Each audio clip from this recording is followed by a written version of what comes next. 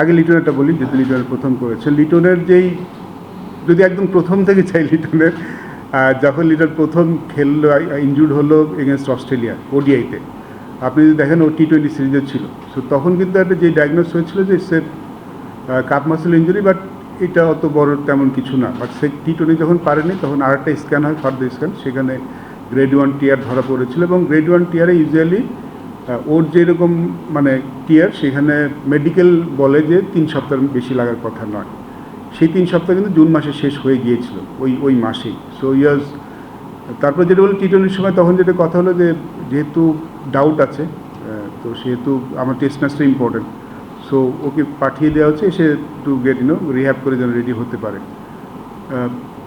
এটা আসলে medical department দোষ দিতে পারছে, যখন স্ক্যানগুলি এসেছে তখন কিন্তু স্ক্যানে তেমন কিছু, যেটা প্রথমে ধরা পড়ে সেটাই ছিল। সামাও লিটনের ব্যথাটা যাচ্ছিল না। সো আবার যখন এখানে আমাদের করেছে তখনও কিছু আসেনি। সো তারপরে আমরা টেস্ট ম্যাচটা সরিয়ে নিয়েছি। সো ওডিআইতে যখন হি ওয়াজ লাইক ওকে, মানে এই বেসিসে চলে গেছে, বাট তারপরেও হি ইজ কমপ্লেনিং যে ওর ব্যথা ছিল। সো এই ব্যাপারটা আসলে মেডিকেল ডিপার্টমেন্টের ভুল কিনা বলতে হবে, বিকজ স্ক্যানে তো তারা কিছু পাননি, তারা তো আসলে এভিডেন্সেই যান।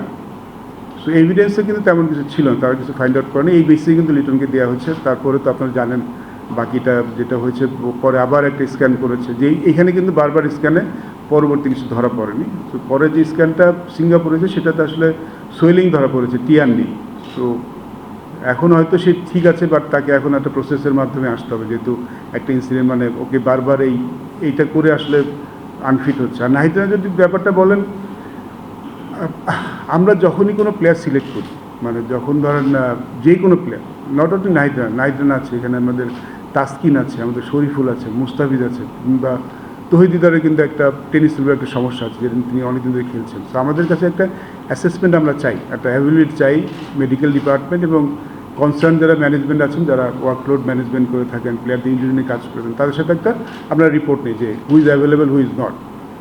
নাহিদ রানাকে কিন্তু আমরা সবসময় খুব, মানে যেই ওয়ার্কলোড ম্যানেজমেন্টটা বলে, এখন তো ওয়ার্কলোড ম্যানেজমেন্টটা কিন্তু মুখে হয় না, এখন আপনি জানেন এটা জিপিএস ট্র্যাকার থাকে, সো দে ট্র্যাক এভরিথিং, সবাই ট্র্যাক করে। এবং যখন ট্র্যাক করা হয়ে থাকে কে কোন ম্যাচটা খেলবে, কে কয়টা ম্যাচ খেলবে, কোন সিরিজে কোনটা খেলতে পারবে, এভাবে কিন্তু সবারটা করে, not only Nahid Rana, say about Taskin বলেন, যাদের ফার্স্টগুলো আছে সবগুলি ফলো করায়। নাহিদ রানাকে আপনি দেখেন, আমরা অস্ট্রেলিয়ার সাথে কিন্তু সব ম্যাচ খেলেনি, সেখানে কিন্তু প্রথমে 2টি ওয়ানডে খেলেছেন, তারপর একটা উইক ব্রেক পেয়েছেন, তারপর 2টি T20 খেলেছেন। টেস্ট ম্যাচই was available according to workload management.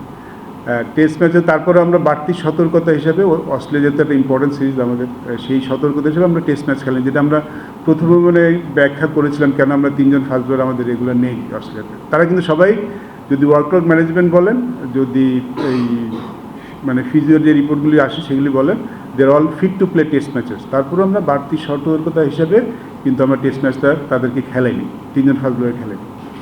ওডিআইতে is fine, এবং যদি দেখেন ওডিআইতে সেখানেও 3টা ম্যাচে 2টি ম্যাচ খেলেছে, এবং T20-তে 1টি ম্যাচ খেলে, সেকেন্ড ম্যাচ খেলে যে ব্যথা পেয়েছে। সো আমার মনে হয় এটা আনফর্চুনেট, এটা আসলে আপনি না খেললে পারতেন ডেফিনেটলি। আমরা ওডিআই সিরিজটা আমাদের জন্য টেস্ট অংশ ছিল না, টেস্ট না মানে ওয়ার্ল্ড কাপের অংশ ছিল, T20 ছিল না, T20টা ওই 2 বছর পরে, সেখানে আমরা ব্রেক দিতে পারতাম। কিন্তু এইখানে একটা জিনিস আছে যেটা আমাদের ওয়ার্কলোড যারা ম্যানেজমেন্ট করে তারা বলে থাকেন যে 2টা ব্যাপার আছে যেটা ট্র্যাক করেন যারা, যে একজন বোলারের, স্পেশালি ফাস্ট বোলারের, আমরা রেড, গ্রিন, ইয়েলো একটা জোন বলে থাকি। তো অনেক সময় বেশি বল ওভারলোড হয়ে গেলে রেডে চলে যায়, আবার কম বোলিং করলে কিন্তু রেডে চলে যায়। So he has to bowl enough over করে ওইখানে গ্রিন জোনে যেয়ে তারপরে আপনার টেস্ট ম্যাচ খেলতে হবে। সো তাকে কিছুটা খেলতেই হতো, মানে আমি যদি ফার্স্ট বোলার না খেলে বসে রাখেন, আমাদের যে এখন যেইটা কাজ করা সেটা বলে, সেটা কিন্তু ভালো নয় বোলার জন্য। সো একটা যে কোনো ম্যাচ খেলার আগে আপনাকে সার্টেন অ্যামাউন্ট অফ বল করে তারপরে প্রিপেয়ার হয়ে যেতে হবে। সো বেশি বল করাও মানে রিস্কি, ওভারলোড চলে যায়।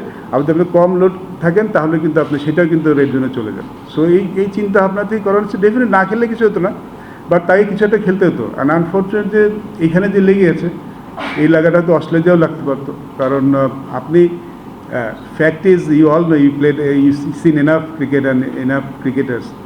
আপনি একজন ফাস্ট বোলারের যতই চেষ্টা করেন ইনজুরি মুক্ত রাখার, ফাস্ট বোলার আপনি যদি ফাস্ট বোলার হিস্ট্রি দেখেন, ইজ ডিফিকাল্ট। আপনি মিনিমাইজ করতে পারেন, বাট ফাস্ট বোলার বোলিং করবে ইনজুরি হবে না এটা আসলে যতই আমি চেষ্টা করি ইটস ডিফিকাল্ট, বাট আমরা কিন্তু অনেক অনেক মেনটেন করছি, অনেক তার প্রতিটা মুহূর্ত এক্সট্রা কেয়ারও নেওয়া হচ্ছে।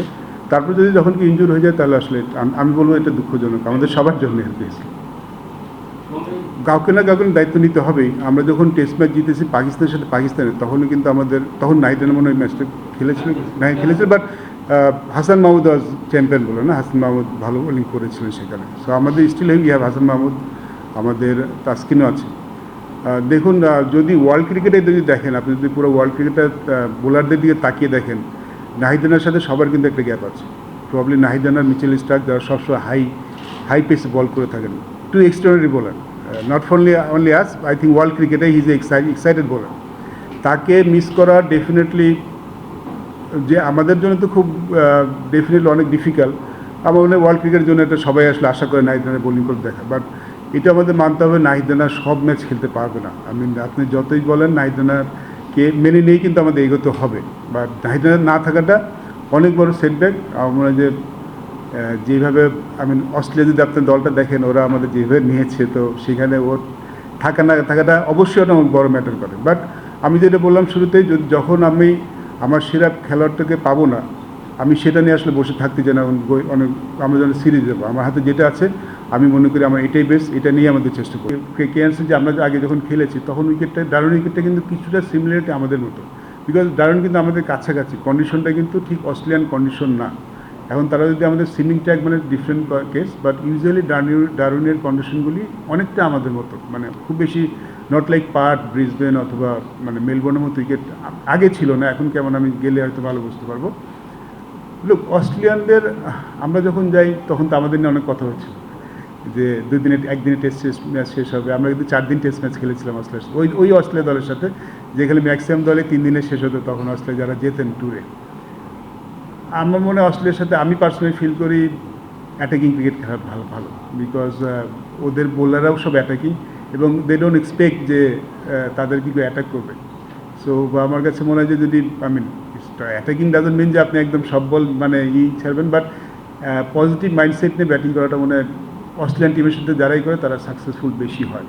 কারণ আপনি যদি ডিফেন্সিভ মাইন্ডে থাকেন, they will get you out anyway, but they don't expect যে আপনি তাদেরকে অ্যাটাক করবেন। সো আমার মনে হয় যদি আমরা একটু ওই মাইন্ডসেট নিয়ে খেলতে পারি আমাদের ব্যাটাররা, সেটা মনে হয় বেশি কাজ দেবে। এটা আমার personal feeling, but definitely coaches আছে, ম্যানেজমেন্ট আছে, তারা হয়তো আরও ভালো বলতে হবে। ইয়ংদের আমরা পুশ করছি, আমাদের যে সামনের সিরিজগুলি আছে সেখানে যাচ্ছেন। আমাদের যে লেফট হ্যান্ডে 2জন বোলার আমরা পেয়েছি, তো তাদেরকে আমরা এই সামনের সিরিজগুলিতে পাঠাচ্ছি। বাট এখনই বাংলাদেশ দলে আসার মতো কেউ নেই, আমরা খুঁজছি ডেফিনেটলি। তো আশা করছি, যেটা বললাম যে আর 1-2 বছর হয়তো আমাদের অপেক্ষা করতে হবে। যারা আসছে তারা একদমই ইয়াং, লেফট হ্যান্ডিং কয়েকজন 2জন বোলার আছে, তারা একদম ইয়াং, সুযোগ পাবে তারা আসলে আমাদের এখন যে সাইড ম্যাচগুলি আসবে সেগুলো সুযোগ পাবে।